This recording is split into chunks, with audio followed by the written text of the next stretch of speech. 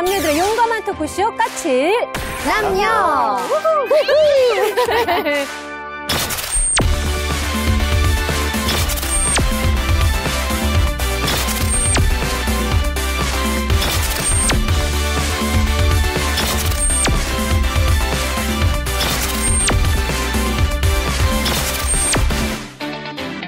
엑셀방 둘러보셨잖아요. 네. 어떤 생각이 드셨어요? 반지가 있구나. 결혼식을 앞두셨나? 웨딩드레스가 눈에 들어오네. 빰빰빠밤. 결혼을 앞둔 신부. 는 아니구나. 이거 뭐야. 이게 문제네, 오늘의. 싱글맘이 결혼으로 가는 그런 과정. 아, 그러면 근데 예신이면은 청첩장 있어요? 청첩장 있네. 신랑 이름이 없는데? 왜 신랑 이름이 없을까? 신부 이름도 없고? 결혼은 한 거 같고 애도 있는 거 같은데 밥은 혼자. 침대도 싱글인 거 같고. 결혼식 축의금 명단 5만 원, 10만 원, 5만 원. 축의금 안 낸 사람들을 연락해서 내라고 그러려고 그러는구나. 결혼하자마자 애가 생기고 이혼한. 예비 신부의 방이라는 생각이 일단 들었는데요. 드레스? 네, 근데 좀 다른 게 일단 밥이 1인분이었고요. 그러게. 차려지는 상이 1인분이고 축의금 명단이 있었어요. 축의금 명단? 축의금 명단이 있다는 건 결혼식을 이미 치렀다는 거거든요. 근데 1인상이에요. 저는 오히려 애를 먼저 낳고 네. 아기용품이 있기 때문에 축의금 받을 사람의 돈을 지금까지 자기가 축의금 낸 것을 환산해서 계산해서 표로 만든 다음에 앞으로 결혼을 앞두고 있는 그런 여성분의 반이 아닐까. 제가 볼 땐 말이죠. 네. 추리의 왕, 봉추리가 또 이. 봉추리. 정확하게 매추리? 이제는. 우리 생일은 같습니다. 아, 네. 네. 이분은 갔다 오신 분이에요. 근데 뭐예요? 어떤 근거로? 웨딩드레스를 사신 거야. 렌트가 아니고 고가의 한 3천만 원 이상의 웨딩드레스를 사서 네. 계속 간직하고 있는 재산 목록이다. 아마도 저는 그동안 나갔던 지출했던 축의금 명목이 아니었나 하는 생각이 좀 들고 아무리 봐도 조금은 정신적으로 상처가 좀 있으신 분이 아닌가. 정신적 상처. 사실 맞아요. 조명이 조금만 더 다크했으면 네. 정말 스릴러에 나올 만한 무서운 그림이에요. 약간 무섭지 않아요? 네, 영화 네. 카메라만 딱 갖다 대면 네. 기가 막힌 장소가 됩니다. 자, 그러면 여러분들이 다양한 추리를 해주셨는데요. 과연 이 X의 방은 누구의 방일까요?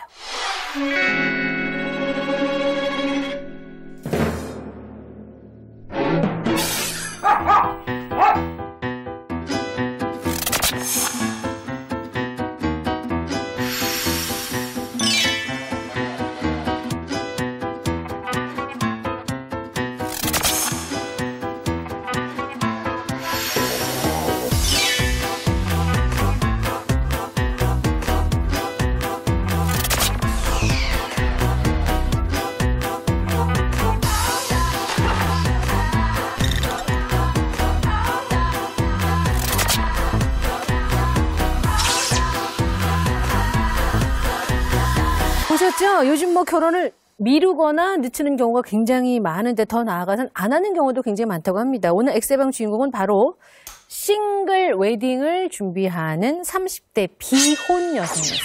싱글 웨딩. 네, 싱글 싱글 웨딩을 준비하는 30대 비혼 여성. 그러면 여기 웨딩드레스는 왜 있을까요? 본인이 이렇게 입고 사진을 찍어서 올린다고 해요. 좀 싱글 웨딩이 뭐예요? 제가 싱글 그럼- 혼자 결혼식을 혼자 하는 거죠. 결혼하는 나는 거예요? 결혼을 안 하겠다. 뭐 축의금 명단 보셨잖아요. 내가 그동안에 보냈던 사람들 명단을 전화를 해서 축의금을 돌려달라. 뭐 이런 돌려달라고요? 네, 그리고 단원 정보. 아니, 근데 그게 가능한가요? 그거를 또 전화해서 나 결혼 안 할 거니까 주라 이러면은 좀 그렇죠?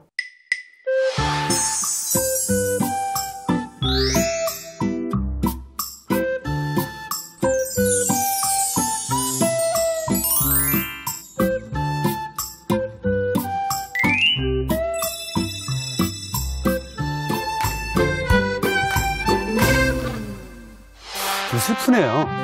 웨딩 업체에서 사실은 일종의 마케팅인가요? 예, 마케팅의 선물이 아닌가 그런 생각도 들긴 하는데요. 저도 근데 그렇게 생각해요.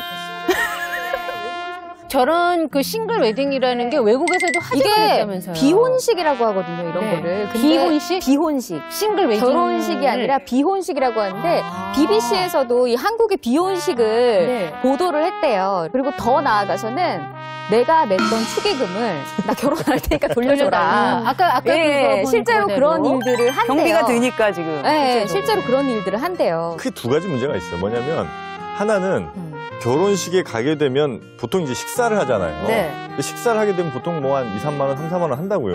그러니까 그거를 빼고 그러면 달라고 할 거냐. 이런 이제 현실적인 문제가 하나가 있는 거고. 그것까지는 네, 치사하다. 누가 그렇게까지 따집니까? 싱글웨딩 하면서 사람들 불러서 밥은 줄 수도 있죠.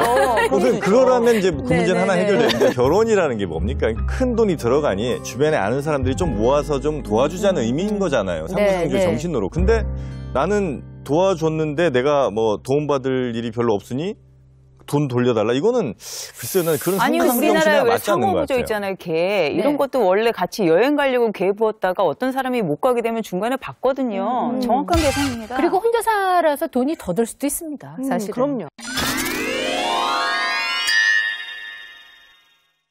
자, 요즘 뭐 시집장가 안 가는 자식 때문에 소거리하는 부모님들이 뭐 방송에도 나오지만 굉장히 많으신데 결혼 왜 안 하냐는 소리 지겹게 안 들으세요? 저 28, 29대가 진짜 피크였어요. 진짜 그때는 정말 다들 쫓기듯이 결혼을 하려고 하고 워낙 주변에서 이렇게 압박을 주니까 명절을 잘 챙기진 않는데 가끔 이렇게 뭐 어르신들이나 이렇게 마주칠 때는 아유 너는 왜 뭐 어디 문제가 있니? 이렇게 얘기하시는데 아, 저 같은 경우는 32살 때 이제 어머니가 계속 뭐라 그러셨냐면 아버님이 이제 몸이 굉장히 편찮으셨거든요. 그래서 아버지가 건강할 때 하루라도 뭐 이렇게 서서 결혼식을 볼 수 있을 때 그때 결혼해라. 근데 그거에 쫓겨가지고 할 수 없이 그냥 재벌딸이랑 결혼했잖아요. 네? 근데 아니, 재벌딸이랑 저 교수님 사실만 이야기해 주세요. 교수님 사실. 근데 굳이 재벌딸이라고 할 필요는 없잖아요. 딸하고 아니 결혼했는데요. 성인이라면서요. 이름만 성인이야. 근데 은근히 돈을 밝히셔. 제가 아닙니다. 1년 만에 다시 네. 돌아왔어요. 이렇게, 예, 성격 차로 돌아왔는데요. 근데 그러고 나서 이제 어머니는 어쨌든 간에 잘못된 결혼을 강요하신 주범이잖아요, 주범. 그래서 저는 이제 다시는 어머니가 그런 결혼하라는 얘기를 안 하겠다 생각했는데 네. 또 하시는 거예요, 결혼하라고. 그래서 제가 막 반발했죠. 그랬더니 어머니가 그때부터 선을 한번 볼 때마다 돈을 주기 시작합니다. 짭짤하네요. 이거 한 번에 돈 한 밝히신다니까. 3만 원 내지 예. 5만 원. 그래서 서른 제가 번 같이 오면 3만 원에서 5만 원 받으셨어요? 그래서 제가 이것까지 웬만하면 너무 불효자식 같아서 돈을 받고 선을 찌기 시작합니다. 선을 찌기 왜요? 아르바이트. 아니 선을 아르바이트. 많이 뛴다는 거는 네. 상품성이 좋다는 아니 얘기예요. 그런 뭐 남자가 유리한 사회라는 게 이미 전과자 한데도 불구하고 전과자 한데도 불구하고 저를 아니 오늘 방송 막말이에요? 아니 저 같은 전과자식 그러니까 저는 한번 서민 교수님처럼 갔다 왔지만 10년은 살았어요. 근데 그럼에도 불구하고 사람들이 옆에서 여전히 결혼을 왜 안 하느냐 이런 거에 대해서 묻더라고요. 근데 외롭지 나이대에 않냐고. 따라서 또 좀 달라요. 어떻게 달라요? 40대 초반까지는 결혼해야지 애는 하나 낳아야 되잖아 이렇게 얘기를 하다가 거의 이제 50이 다가오니까 사람들이 와가지고 음흉하게 탁 쳐다보더니 외롭지 않아? 딱 이래요. 네, 참 진짜 너무 웃기는 게 저도 우리 딸이 이제 23살이에요. 제가 빨리 결혼했으면 좋겠다고 얘기를 했다가 저 딸한테 굉장히 혼났거든요. 구박을 받았는데 요새는 아예 나는 미혼이 아니고 비혼이다라고 선언하는 사람들도 굉장히 많더라고요. 지금 미혼이 아니라 비혼이라는 말을 사용했을 때는 미혼이라는 말이 어떤 특정한 정상성을 전제로 하고 그 정상성에 못 미치는 사람들에게 낙인을 찍는 효과가 있거든요. 그러니까 나는 그게 아니라 오히려 적극적으로 나는 결혼을 전혀 하지 않거나 거의 할 생각이 없다. 임을 선택적으로 표현해 주는 거예요. 이게 바로 비혼인 것 같다는 불가하면 이런 거죠. 미혼은 어디 저 같으면 어디 여자 없나 오기만 하면 나 결혼할 거야 이런 게 미혼이고요. 비혼은 난 나대로 행복하게 살 거야. 지금 뭐 여자 없어도 돼. 이런 게 비혼이죠. 물론 뭐 미혼이란 말 자체에 결혼이란 걸 디폴트 기본값으로 둔 거 아니냐. 그래서 결혼에 들어가지 못한 사람을 다 뭐 나고자로 만드는 것 아니냐라고 이제 문제제기는 할 수 있지만 네. 실제로는 그거보다는 대다수의 사람들이 이제 결혼이란 제도 안에 들어가니까 그렇지 않은 사람들에 대해서 표현하는 말이 이제 미혼이었다는 거. 그 정도로 근데 지금 방금 이해할 수 있다는 실수하셨어요. 대다수의 사람이 결혼 안으로 들어간다라고 생각하는 것 자체가 잘못이다라고 얘기해 주려고 만든 정치적인 개념이 비혼이거든요. 아니, 그러니까 대다수의 사람들이 많이 결혼한다는 거는 이거는 뭐 옳다 그르다를 떠나서 이거는 현상이라는 거죠. 현재 많이 결혼을 하고 있잖아요. 안 근데 하고 있는데. 점점 안 하고 있지 네, 않아요? 점점 안 하고 있잖아요. 줄어들고는 있지만 대다수의 사람들은 결혼을 많이 했고 그러니까 대다수라는 말을 붙이지 말아야 되는 거고요. 붙일 수가 없다라는 거를 본격적으로 보여주기 위해서 비혼이라는 말을 시작을 한 거죠.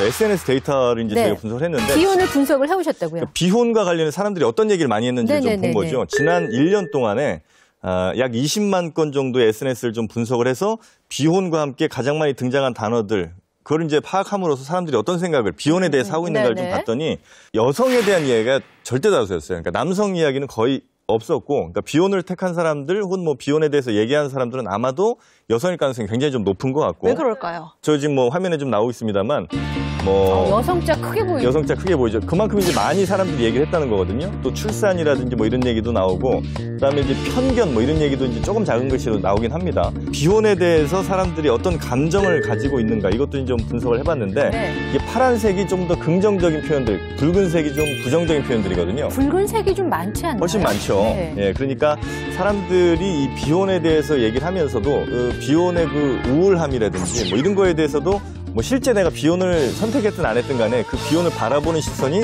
썩 긍정적인 것만은 아니다라는 걸 좀 알 수 있는 거죠. 이러면 약간